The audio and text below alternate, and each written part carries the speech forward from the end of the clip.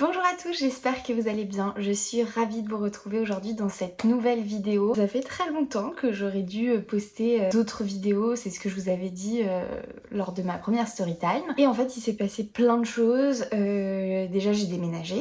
Je suis rentrée en France alors que j'habitais à l'étranger. J'ai eu des périodes où ça allait pas trop et du coup je me sentais pas hyper légitime à donner des conseils et à partager mon expérience puisque c'était un moment où ça allait pas trop. J'ai l'impression que c'est des périodes où je suis un peu voilà, je fais que les choses essentielles et ça me prend déjà toute mon énergie. Et en fait, je vous remercie puisque c'est grâce à vos commentaires comme ça, à vos vues, à vos abonnements.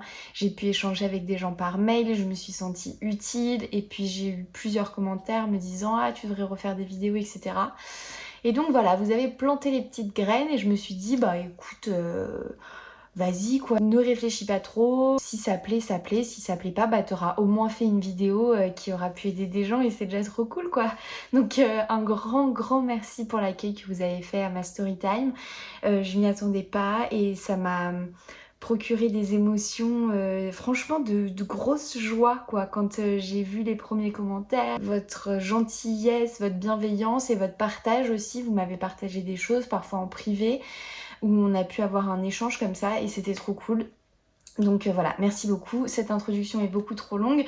Aujourd'hui, du coup, on se retrouve, comme vous l'avez vu dans le titre, pour une vidéo un peu particulière, une vidéo sur les conseils que je donnerais à la Julie qui découvre un peu tout ce qui lui arrive pour lui éviter de reproduire les mêmes erreurs que j'ai faites, puisque en fait ces conseils ils sont issus de conneries ou de choses que j'ai apprises au fil du temps, puisque ça, voilà, j'ai fêté mes 30 ans et donc j'ai passé comme une bonne partie de ma vie à être un peu stressée. Petit aparté avant de commencer la vidéo, on va y parler d'antidépresseurs et de traitements.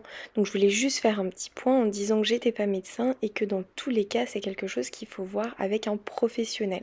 Voilà, je vous laisse avec la suite de la vidéo, j'espère qu'elle vous plaira. Alors c'est parti. La première connerie que j'ai faite, c'est que j'ai arrêté mes antidépresseurs du jour au lendemain. Voilà, je sais que je suis pas la seule à avoir fait cette bêtise qui peut quand même avoir des conséquences assez importantes. Ce qui s'est passé, c'est que j'ai été mise sous antidépresseur en seconde. Ça s'est super bien passé pour moi puisque je suis partie de j'ai du mal à aller à l'école, à sortir, je ne vais jamais dormir chez mes amis, etc. Enfin un peu tout ce que je vous décrivais dans la vidéo précédente.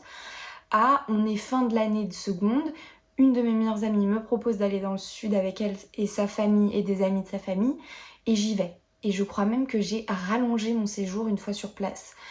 Donc il y avait quand même une évolution énorme en quelques mois. C'était dingue, c'était super, je me sentais hyper bien. Enfin en tout cas tout était plus léger, tout était plus facile. C'est quelque chose de très bizarre, c'est comme si on voyait plus les choses de la même manière. Ça se fait assez naturellement et je me sentais bien et j'y suis allée. Et une amie de ses parents a fait une réflexion, elle a planté la petite graine. C'était pas une réflexion méchante, c'était pas malveillant, etc. C'est juste que cette réflexion plus moi à ce moment-là, ça a fait que j'ai commencé à réfléchir et à me dire elle a raison, j'arrête. Elle a dit un truc du style je comprends pas qu'on donne ça à des gamins ou quelque chose comme ça, mais vraiment dit comme ça peut paraître méchant, mais c'était pas sur ce ton-là. C'était plus voilà une surprise et une interrogation. Et ça a mûri en moi et je me suis dit mais ouais en fait j'en ai plus besoin, je vais bien, tranquille, j'arrête. Suite à ça, je me souviens même plus trop comment ça s'est fait, j'ai pas arrêté en me disant j'arrête, mais juste je l'ai plus pris. Je l'ai dit à personne, bien évidemment... Sinon c'est pas drôle, je n'en ai pas parlé à mon médecin qui me les avait prescrits. Et donc ça s'est passé durant l'été et ça n'a pas manqué. À la rentrée, impossible de faire ma rentrée correctement. Et j'ai passé ensuite un an déscolarisée, enfermée chez moi. Ça a été horrible. Je pense sincèrement que ce qui s'en est suivi est le fruit de la décision que j'ai prise à un moment donné d'arrêter ces antidépresseurs. Je dis pas que j'aurais pas eu une rechute, que j'aurais été moins bien, etc. Mais c'est quand même très proche dans le temps pour penser qu'il y a un fort lien. Et j'en avais parlé avec mon médecin qui m'avait dit qu'effectivement c'était des médicaments qui s'arrêtaient déjà en accord avec le médecin, ce qui me paraît évident. Enfin, je me sens bête d'avoir fait ça, mais en même temps, je sais qu'on est plusieurs à l'avoir fait parce qu'on se sent mieux et on se dit c'est bon, on arrête quoi. Enfin bon bref, et qui s'arrête progressivement. En tout cas, ce traitement-là devait s'arrêter progressivement. Et d'ailleurs, je suis pas du tout en train de vous effrayer pour ceux qui le prennent en se disant oh là là, mais dès que je vais l'arrêter, ça va recommencer. Pas du tout, puisque après j'ai repris les antidépresseurs jusqu'à mes 20 ans et je l'ai arrêté en accord avec mon médecin très progressivement sur plusieurs semaines. Et j'en ai pas repris jusqu'à mes 27 ans, donc j'ai fait 7 ans sans traitement, ça s'est très bien passé, j'ai vécu des choses incroyables. Donc voilà, faut juste bien le faire. Et je l'ai mal fait. Et ça a été très compliqué, j'ai eu une rechute, mais pire que du point duquel je partais. Et je sais pas pourquoi j'ai fait ça. C'est une erreur et je ne le referai jamais. Jamais, jamais, jamais. Je le conseille à tous les gens que je connais qui ont pris un traitement. C'est la première chose que je leur dis. C'est surtout, surtout, surtout, tu l'arrêtes pas tout seul, t'en parles à ton médecin. Parce que je pense qu'il y a une espèce d'euphorie comme ça, on reprend notre vie, ça va mieux, etc. Et hop, on le prend plus. Et en fait, ça peut avoir des conséquences. Bah voilà, je vous dis, moi j'ai passé 1 an chez moi enfermée. Donc voilà. La deuxième chose que je dirais à la petite Julie et à vous, et c'est un conseil, mais c'est aussi quelque chose que j'ai appris parce que j'ai vécu, c'est que y a des moments où ça va être plus simple, quoi. Je pense que quand on est dans le fond du trou, en tout cas moi c'est mon cas et c'est peut-être votre cas aussi, c'est comme si c'est une situation qui allait rester comme ça. Comme si on allait toujours être dans cette souffrance, qu'il n'y avait pas trop d'issue, quoi, que on était mal et qu'on resterait mal et qu'il n'y avait pas de possibilité de changement et qu'on serait jamais mieux et que tous les rêves qu'on peut avoir, ils sont inatteignables et ça peut être des petits rêves, hein, comme sortir de chez soi pour moi. Et en fait, moi j'y croyais pas et c'est mon psychiatre qui m'a dit une fois et j'avais une confiance en lui telle que quand il me l'a dit, je l'ai cru. Et ça a été mon point d'espoir. Il m'a dit, Julie, un jour, ce sera plus facile. Tu seras plus légère, tout sera plus simple. Et c'est vrai. Et je pense que c'est vraiment une force quand on s'en sort une première fois parce que au moins on sait que c'est possible d'aller mieux. Que c'est pas un état qui va rester à long terme sur toute notre vie. On n'est pas condamné à rester dans cet état qui est si difficile. Il y a des moments où ça va aller mieux. Et moi, typiquement, je vous disais, il y a une année du coup, donc la première où je suis restée à la maison. Ensuite, j'ai refait ma première, j'ai passé mon bac, j'ai fait une prépa. Et ensuite, je suis partie en école de commerce à Bordeaux. Ça a été une renaissance, c'était incroyable. C'était dingue. C'était dingue. Déjà, je suis partie de chez moi. Enfin, 4 ans avant, je sortais pas de chez moi. Et là, j'étais dans une autre ville. Et je faisais plein de choses. Et je sortais. Et je vivais, quoi. Tout ce que j'avais rêvé de faire, je le faisais. Et ça avait une saveur encore plus intense parce que autant les gens, au fur et à mesure, avaient pris des libertés, passer du temps avec ses amis, faire des week-ends entre amis, etc. Moi, c'est quelque chose qui avait toujours été difficile. Donc là, c'était magique, c'était dingue. J'ai vécu, je pense, les 2 plus belles années de ma vie, où tout était plus simple, où j'avais plus... Alors, je dirais pas que tout avait disparu, mais c'était plus simple, c'était moins handicapant, c'était moins prenant et j'arrivais à vivre correctement, avec joie. Je prenais plaisir à vivre, à faire des choses. Et c'était magique. Et après, j'ai fait 6 mois d'échange en Thaïlande. Alors que je le rappelle, je sortais pas de chez moi avant. Et là, j'arrivais à faire des choses. Donc voilà, c'est une petite note d'espoir, si je peux vous envoyer ça. C'est que là, vous êtes peut-être dans un moment où vous voyez pas d'issue, vous voyez pas comment ça peut changer, où vous dites que ça va rester toujours comme ça, que de toute façon, vous êtes tellement mal que ça pourrait pas aller mieux et que c'est même pas envisageable. Ou si vous avez une angoisse de vous dire, bah cette angoisse, elle partira jamais. Moi, je suis pas de la team qui va vous dire vous allez aller chez telle personne, vous allez suivre tel traitement et 1 mois après ça va être mieux. Parce que ça on le voit beaucoup dans les médias où ça va vite, où on guérit vite, etc. Non, moi ça s'est pas passé comme ça, j'ai mis du temps, mais ça a été plus simple. J'ai réussi à prendre plaisir, à faire des choses, à être heureuse, c'est possible. Ça peut mettre du temps, mais ça va venir. Vraiment, croyez-moi, ça va venir. Donc voilà, petit message d'espoir à tous ceux qui sont sont un peu 6 pieds sous terre, vous allez remonter à la surface et ça va être dingue. Donc voilà, ça c'est un truc que j'aurais aimé dire à la petite Julie qui pense que voilà, elle est condamnée à vivre comme ça. Et ben non.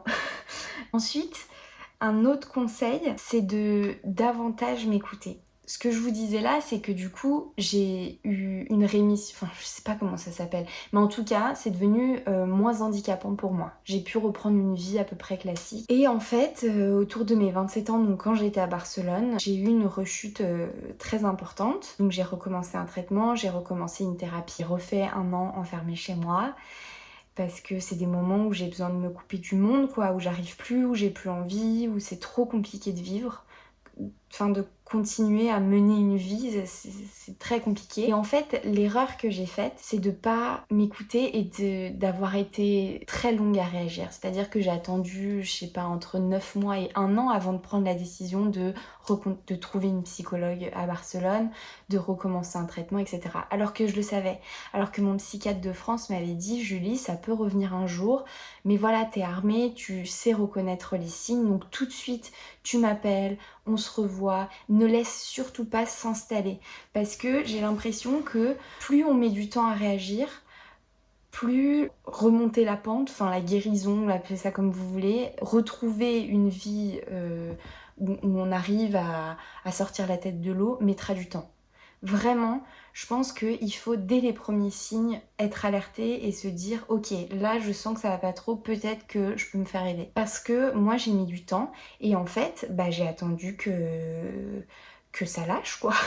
Enfin j'ai attendu de plus pouvoir sortir de chez moi, de plus pouvoir aller au travail, d'être vraiment très très mal alors que j'ai eu des signes. Hein. J'ai commencé, moi, mon ventre, c'est mon indicateur. Et en fait, cette période-là m'a fait comprendre que quand je voulais pas voir les problèmes en face et que intellectuellement, j'arrivais pas à écouter ma tête, mon corps prenait le relais. Et c'est un peu comme s'il me disait, tu fais comme si tu m'entendais pas, là, on va voir. Et il me force à m'arrêter, à écouter et à me poser des questions.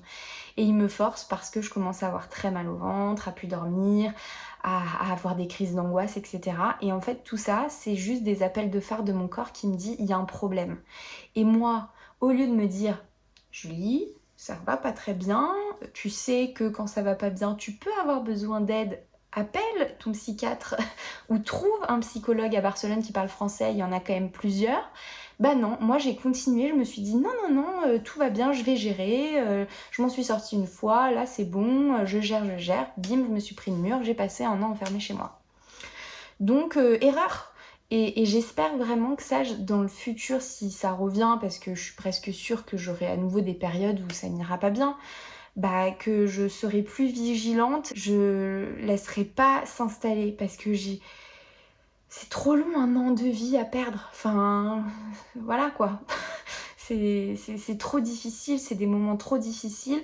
Et si je peux m'épargner ça, voilà, je le ferai. Donc vraiment, soyez attentifs aux premiers signes. Au fond, vous savez. Donc, arrêtez de vous trouver des fausses excuses, voilà, écoutez votre corps, écoutez les questions qui reviennent, s'il y a des angoisses, etc. Toutes les angoisses sont là pour une raison. On peut ne pas les comprendre, mais en tout cas, si elles sont là, c'est qu'il y a un truc. Donc, c'est peut-être que vous n'êtes pas au bon endroit, etc. Enfin, peu importe. Mais en tout cas, prenez les choses en main avant que ce soit vraiment cata. Parce que après, c'est long, ça met du temps... c'est compliqué, on passe par des périodes difficiles et tout. Ne nous infligeons pas ça et soyons plus attentifs. Donc ça, c'était un petit conseil aussi que j'avais. Ensuite, un autre point que je dirais à ma petite Julie, c'est que elle est jeune et que forcément, à son époque en tout cas, il y a très peu de gens au collège ou au lycée qui vont comprendre. Mais qu'il faut pas qu'elle se fasse de soucis et que plus tard, elle pourra partager avec des gens. Il y a des gens qui vont comprendre et qu'elle sera plus seule. Et qu'elle pourra dealer avec ses angoisses sans avoir à se questionner sur ce que les autres vont penser, ce que les autres vont dire. Et ça fait pas très longtemps que j'ai compris, que j'avais grandi et qu'il y avait de plus en plus de gens autour de moi qui comprenaient. Quand parfois je me mettais dans des situations compliquées pour moi où vraiment il fallait que je garde la face, je mettais le masque et à l'intérieur de moi c'était horrible, j'étais en angoisse extrême et tout, mais il fallait que devant les gens je garde, voilà, que tout paraisse normal. Mon truc c'était, il fallait que tout paraisse normal et que les gens ne se doutent pas que ça n'allait pas. Et là, j'essaye de plus en plus d'arrêter de me faire souffrir pour rien.